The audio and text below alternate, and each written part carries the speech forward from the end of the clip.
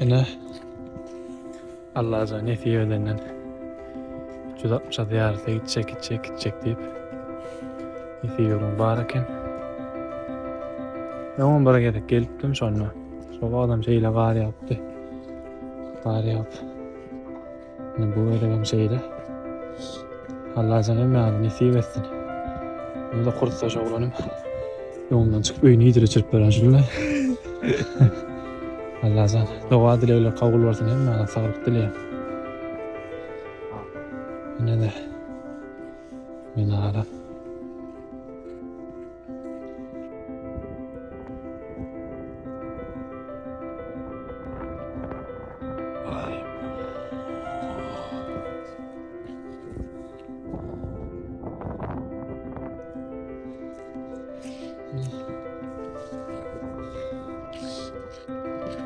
Son değil oy. 4 metre diye yukarıdaki altın tezgahı 72 olan Nifi bedenen hala kitapxana var ya. Depo var.